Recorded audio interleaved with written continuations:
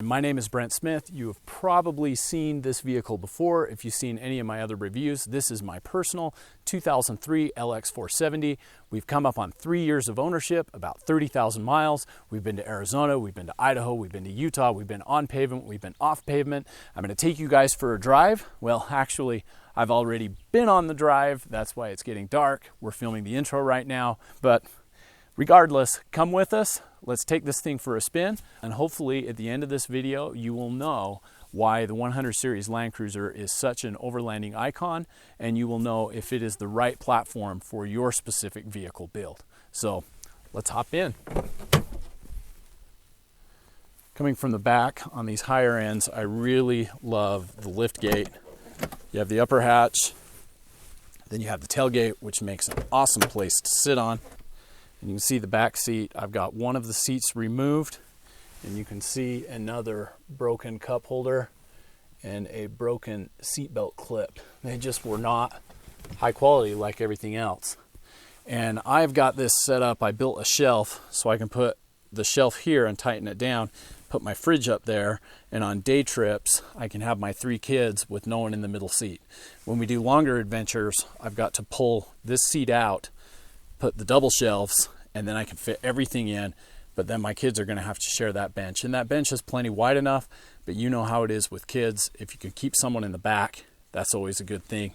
The seats can either be removed, like this one is removed, or they can be easily rotated up to the side. We'll see if I can do it one-handed. You've got a control right here that drops that down, and if you had 2 hands you'd keep it from going down too fast. And then you press this lever right here, and that unlocks the seat, which can now roll up like this. So you have the strap now, which can then go on the handrest like this. Push this up, typically with 2 hands, tighten it, put it down on the Velcro, and that holds the seat up. It still maintains a lot of space in the back seat with that seat up. But when you've got both of them in there, you do lose precious cargo space. So you have this quick handle right here, which you can flip up. You can see the release right there. It will release the latch on the front. You push forward, slide that seat out, and then you have this nice open compartment, which I do for my overnight trips. Here. But what is interesting is you noticed in the video, this got in the way. When you have both of them here, both seats, you can fit a small kid in the middle. So you actually have 8 passenger capacity in this vehicle. Now okay, you can see me down here. My knees are hitting, so that's uncomfortable, and my head is kind of hitting up here. And I'm just under 6'2", so there's, for a long trip, no, an adult, you're not going to want to be here. But what's interesting is my head still can kind of fit. In these new SUVs where the rear end tapers like this, I'm like this. So I'm actually quite happy with the room here. And what's neat is you've got rear AC and a lot of ventilation. The manual controls are right here. And so the person in this seat can set it up. You can see on the side, they have their own vents too. Because we have kids, it should be on auto, and it looks like they've got it down to 65, so they've been playing with it. It should be about right there. That's how we like it, and it should be on auto. And then there is a control up front where I can manually turn it on and off also. And so if the kids can't reach the control, you don't want them playing with the control, you can turn on and off the fan from the control panel up front. So now I am sitting in the middle row, and I have plenty of room here. I got plenty of knee room. My toes, though, I don't know if you can see where my boots are, they're tight in here, but the way the seat is cut back, I have really plenty of leg room. And with the headrest, it's actually, the seat is actually reclined a little bit. It's not manually adjustable, but it's reclined a little bit. It's very comfortable in this back row. Okay, we did this a little bit backwards, but now we're sitting in the front. I've got plenty of room here. This is with the adjustable seat, with height adjusting and everything. I like to sit low when I'm in this vehicle and I still have a commanding view. If you're shorter than me, you can raise this seat up so you can maintain that commanding view, which is very, very handy. We'll show you the control suites here. It's getting a little bit dark, but let's see what we can pick up. Rear vent controls, yes, they are manually controlled by those buttons. The side curtain airbag bypass switch, so when you're off-roading, you can push that in, and when you roll over, the side curtain airbags won't go off, totaling your vehicle, assuming you don't total it rolling it over. The side mirror controls, the blank plate is for the optional night vision. You can see the real wood trim and the leather and the two-tone. I am a big fan of two-tone interiors. There's the gauge cluster, nav system, climate control. The tape deck is kind of cool because let's pull the tape out. I have one of those old school tape adapters.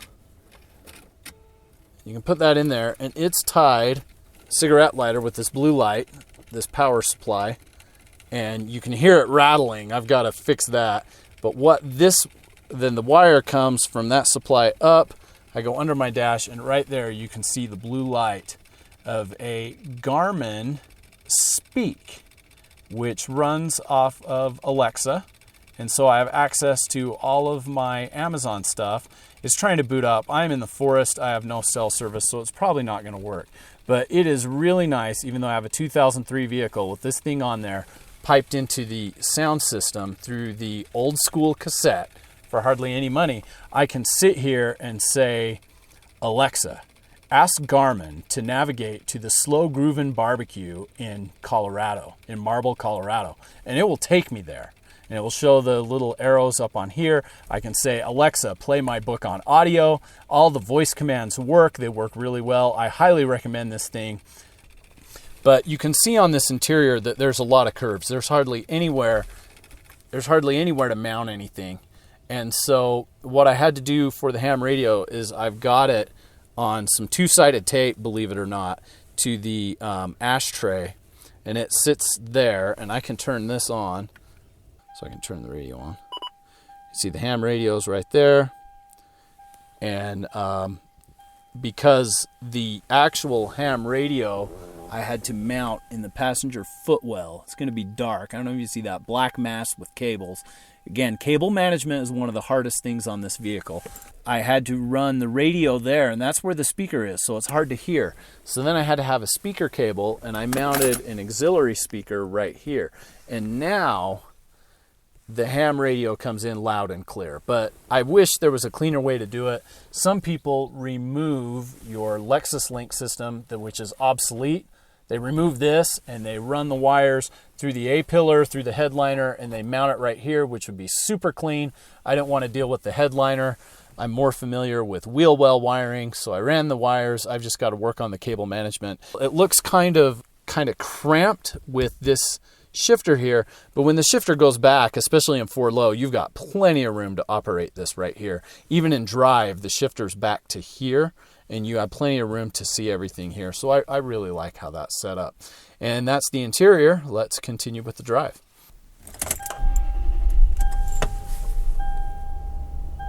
The Lexus Link system is not active. To activate your Lexus Link system, press the Services button now. A Lexus Link system error has been detected. Please contact your Lexus dealer. All right, we're taking the LX470 out for a drive.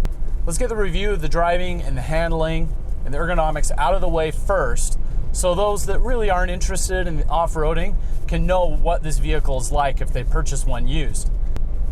So first off, the thing I noticed about the 100 series Land Cruiser, the LX470, is that your sitting position is high. It reminds me a lot of the Land Rover Discovery 2. You've got a commanding view, very old school. I've got the doors are down low, like a classic position, so I can look out the window really easily and see my sides. The hood is low also, so I can see very easily where my front wheels are. And this gives it kind of an old school SUV feel. I sit up straight, my gauges are where they should be, The buttons are where they should be. They're big, they're easy to find. A little bit different than the GX470 if you're looking at comparing the two. I also own a GX470. We'll do an in-depth comparison review later. But the GX470, you sit a little more car-like, a little more down. Everything's raised a little bit higher. This is a very much a more truck-like feel. Got about 270 horsepower, 300-something foot-pounds of torque. It's just strong, it's powerful. This vehicle's not super quick on the highway, but it's serviceable. But this motor is awesome. You also gain a torsion bar suspension up front over the solid front axle. And I had tried and tried to find an 80 series in good quality, and I couldn't, but I got this independent front. Now, the advantages of the independent front is for touring or highway driving, you get a much smoother ride, especially even off-road on corrugations. The disadvantage, obviously, is some could argue it's weaker because the CV shafts have more moving parts, and so they can fail. The solid front axle doesn't have that. The solid front axle is easier to lift, and obviously the solid front axle gives us way more articulation. This vehicle sacrificed some of its rock crawling credibility in exchange for some highway luxury. The magic of the LX470 and the 100 series is that it does everything very well. Not exceptionally well, not, oh man, this is amazing, but yet very solidly well. Every checkbox of this vehicle. And when you wrap that all up, you know, you say, oh, well, he thinks it's average here, it's average here. There really isn't a vehicle that's just average in everything with so much flexibility rolled up into one. I really love that about the 100 series. Let's talk a little bit about the active height control, because I had this with active height control. Had 120,000 miles on it. There was no alarms. Everything worked. It's a low-pressure hydraulic system as opposed to air, which I've always been a fan of. The lower the pressure, the longer it's going to last. And that seems to be true. It's very durable, and it lasted much better than my Range Rover, which I had, which was also a 2003, and it had the same amount of miles. So I thought I could compare how the components age. But there's some things you should know. The active height suspension on these vehicles is a hybrid system. It's not a pure system. And so what you have is 60% of the load of the vehicle is held by the traditional torsion bars and coil springs in the rear. And 40% is held by the hydraulic struts up front and the struts in the back. And so you gain your flexibility, you gain your height control, you gain all this. But again, we're back to the Land Cruiser does everything average. So there are very much compromises to this kind of setup. I didn't feel it was exceptionally awesome off-road. It did its thing. It raised the height up, and that was fun. But when you compare it to the Range Rover with cross-linked air, the performance just wasn't there, I felt. On the highway, I don't like floaty suspensions. You know, I just prefer a little bit of a stiffer ride. And so I was always on sport mode because 60% of the load is held by the traditional suspension. You could argue that my suspension was tired. And it's true. The OEM torsion bars on the AHC are really thin. And same with the coil springs, especially compared to the Old Man Emu ones that I installed later. Those are much thicker, much beefier, and I probably had a sagging suspension that needed to be redone.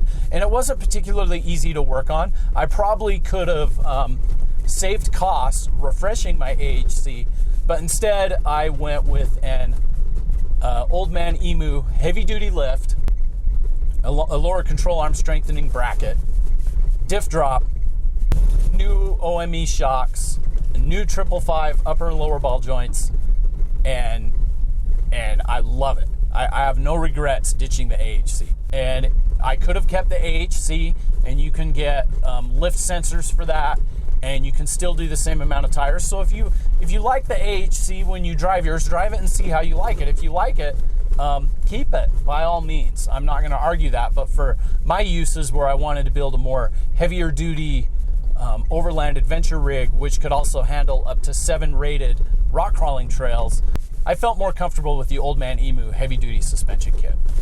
So once I did that and got the alignment, now when I go on the highway at 80 miles an hour, it felt much better than AHC ever did. Any more than 80 and I start, well, you know, that's the speed limit on the freeway. You wouldn't want to go any faster anyway, but it starts to feel a little more out of control because it is a big SUV. I do lose gas mileage, but my handling and everything wasn't impaired. All right, let's talk about driving this off-road. This thing with the torsion bar front suspension, it really shines on easy Forest Service roads and higher speed terrains. I'm at the lower end of the specification with my lift and no armor on my cranking of the torsion bars for the lift kit. I only measure about a 1.5 inch droop.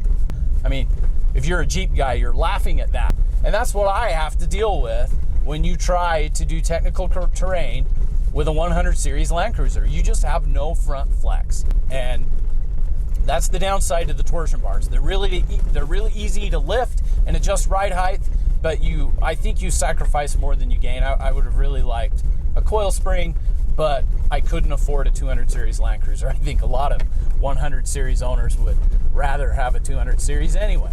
My LX470 right now with 34-inch tires feels like it's on rails. It just is tight. There's minimal body roll on the highway, off-road. It feels solid and it's awesome. You know, my dad's JK Unlimited Rubicon is like you're in a boat. Even on the highway, you hit a bump and you have that body roll sway. Now, granted, his lift and his Rubicon is designed for technical terrain articulation, but in exchange for that, you gain this body roll, and on the highway with the wind blowing or you're just turning and you have this, you know, I'm exaggerating a little bit, but you do that little bit of body roll for an extended amount of time and it's exhausting. You're tired at the end of the day. Is it stiff with the OME heavy and no armor? Yes, it's somewhat stiff. Is it breaking your back, breaking your kidney stiff? No, it's not. My wife has degenerative disc. I brought that up in other videos, and comfort is a priority. And keeping her back from getting fatigued or sciatic pain when we're off-road is a huge priority. And that's a lot of the reason why I'm going to looking at independent suspensions is so my wife can go with me. And with this suspension setup, we were able to drive her with her back and the problems it's had from Utah to Sedona, Arizona, on the highway all day long, sleep in the hotel, wake up, do Schnebly Hill, Broken Arrow, those trails all day long, hiking, whatever, and her back wasn't hurt. And to me, that's a win. And if you were in a super stiff vehicle like a 3/4 ton truck and this suspension was, it's going to break your back stiff, that would not happen, not with her condition. And so to me, the old man Emu just knocks it out of the park. So the Land Cruiser 100 Series platform is like an open canvas for overland adventure exploring. Whereas, you know, the Jeep Rubicon, I just missed the turn. And that brings me to something I didn't mention, and that was the braking. The braking on this thing is actually incredible. It's really good. We talk about this vehicle being average in a lot of categories, but like the engine, one thing exceptional about this vehicle is the braking. I mean, that's as an off-highway stop with the traction control working, and it works really good. Whereas I said my Land Rover Discovery 2 was a little bit lazy, there's none of that here. This braking is solid, it's predictable, and I really like the braking here. I don't know, I consider it a mild build right now.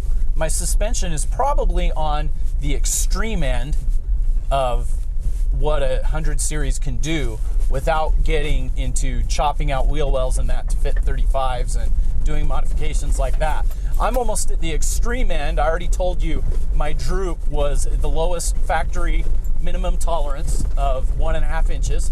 I'm at that extreme end on my lift, and I can only fit 34-inch tires. So if you're looking to fit even 35s, definitely 37s or more, you know, maybe a Jeep is a better choice for you.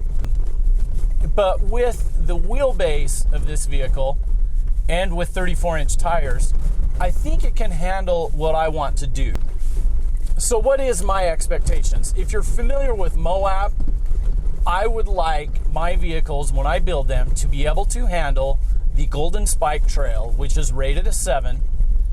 To do that trail, including some of the bypasses, I'm not ashamed to take bypasses, but I want to be able to go through the Golden Crack and get out without breaking major components. And I think with the armor and everything available for this vehicle, it can handle that kind of technical terrain. But at the same time, I have nice cargo capacity in the rear to haul my equipment and my gear and haul my family of 5 comfortably. And I've got roof rack options, so we can at least do an overnight trail with a family of 5 to, say, Hole in the Rock on the hard side, on the east side, or the trips we've done this year in the San Rafael Swell, where we did Devil's Racetrack and then out Eva Conover, or Black Dragon through Eagle Canyon with a camp in the middle. I want to be able to do some of those trails and be able to easily carry the gear. And that is a very good advantage that this vehicle has, while still being narrower than a Tahoe. The other thing in 4Low with the A-Track is I think A-Track is a lot more aggressive than on the Discovery 2, whereas the Discovery 2 needed quite a bit of wheel spin before it pulls. The LX470 doesn't need nearly that much wheel spin for the A-Track to go. And so it's a little more aggressive. Now on the rocks, that's really awesome, unless you're off camber, which happens occasionally, which happens more often than not with the torsion bar suspension, because you don't have that articulation. And what I found is when you're spinning, like you got some loose traction in the rear end and you go up, say, the ledges on the Devil's Racetrack, I noticed that when A-Track goes and you're giving it a constant throttle to keep A-Track engaged and you're starting to bite, the front wheels that are in the air, they will go back and forth and back and forth and back and forth, and then you catch, and there's a lot of banging. And that's got me thinking, you know, maybe I love the A-Track, and I'm a huge fan of traction control, as those that follow my channel know. But maybe if the opportunity comes, if I strip out a gear set, it's probably what it's going to be, I will probably put ARB lockers in this thing. And I honestly believe that having that locker and being able to go slower so that the traction control doesn't need to engage, it's no secret that being triple locked center, front, and rear is ideally the way to go. Just a typical Forest Service road that's rutted out. And it's kind of on an incline, so we will put it in 4Low to see how it handles. Now what I like is you shift this into neutral right here, and then this is just buttery smooth. We're in 4Low right now. There's the center differential lock. Why don't we just kick that in just for fun? You'll see that the vehicle stability control light comes on. So does the center diff lock. I love the gauge suite on the LX. I think it looks really nice. We'll put it in low and we will give it a go. And I am just barely feathering the throttle, and I have got awesome control right here. We'll take a look outside, show the wheels. You can see the ruts. Again, this is no big deal. Very, very nice. Out first gear, let's shift. There, shifted into second. You probably didn't even notice. Maybe you can rewind it and see, but that shift into second did not throw me back like it did in the Hummer, and I really like that. The shifts are smooth. Just stop, put it in neutral, and just smooth as butter. In fact, I thought originally that this had an actuator controlled shifter because it just feels so buttery smooth, until one day I tried to shift in or out and I was moving a little bit and I actually did hear the gears whine. So when we had our new temp tags, we went to Sand Hollow and did some trails out in the Sand Hollow area in southern Utah, which were rated about a 4, I think, the trails we did. We did the Birthing Cave, and we took some family members. They had 3/4 ton trucks, and they did not. It was, the trail was a little tight for the 3/4 ton trucks. It was rough on the 3/4 ton truck suspension. And a little funny story about that is my mother-in-law was talking to my wife, and she said, I can't believe you let your husband do this to your new car. And it really was. This was my wife's car. My wife looked at her and said, well, that's why we bought it. If we weren't going to do stuff like this to it, then we would have got a minivan. But yeah, at the time, it looked like with the Bridgestone street tires and the low steps and the active height suspension, I mean, it was a bone stock LX470, and we were doing what's rated a Easy 4 rated trail. If you think about it, if you aren't planning on doing Golden Spike or Moab Rim or some of these harder technical trails in your area or in the Moab area, I would think twice about doing a lift. A lot of people do a lift because they like the look, or maybe they don't want to maintain the AHC. But if you have AHC and you plan on just doing touring, I would almost argue with those people who love AHC to keep it. Keep the AHC, keep the stock suspension, maintain your gas mileage, maintain your highway handling, and then you can do your bumpers if you need to for your Overland kit. You can do your roof rack, you can do what you want, but I would seriously think twice about doing a lift and going away from the OEM, the factory Toyota setup, if you are just planning on doing basic 4 rated trails, maybe even 5, because this vehicle has a 32, 33 degree approach angle in high mode. Your 26, 28 in the rear, that can be fixed with a bumper. Your breakovers, you know, it's okay. It's got a long wheelbase, but you can add rock sliders. This vehicle is incredibly capable out of the gate. And so I'm one of those that say, you know what, think about what your target is and what kind of trails you are planning on doing and build to that. And stock, I had the opportunity to do technical terrain with this stock, and it performed very, very well. So let's get back to that clause, Toyota reliability, and what does it mean? The truth is a Toyota loves maintenance, and routine maintenance on a Toyota is expensive. I had to put in a brake booster. I had to, I essentially did the whole suspension refresh and the new tires because of the corrosion. Toyota frames, they like to rust. I had a charcoal canister go bad, and that was not cheap. The CV axles for this, we talked about that Rezepa joint, that's not cheap. But you do realize that every 70 to 90,000 miles or 7 years, you have a timing belt that needs to be replaced. This great V8 that I said is arguably the best V8 of all time, that's a little tight right there, arguably the best V8 of all time is held together by a rubber band. Now this does a few things for you. One, that gets you to replace your coolant system, which I think is a lot of the big secret sauce to the longevity of this motor, is you're getting fresh coolant with fresh corrosion inhibitors in your system, and you're changing that water pump so you don't have water pump failures. You're changing it early because you're already in there.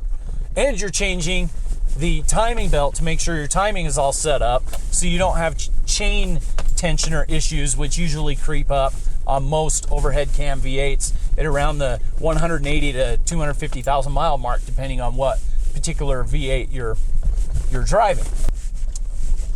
But that's one thing to be aware about when you're buying a 15-year-old Land Cruiser, is that you won't just be going on all these epic adventures every day.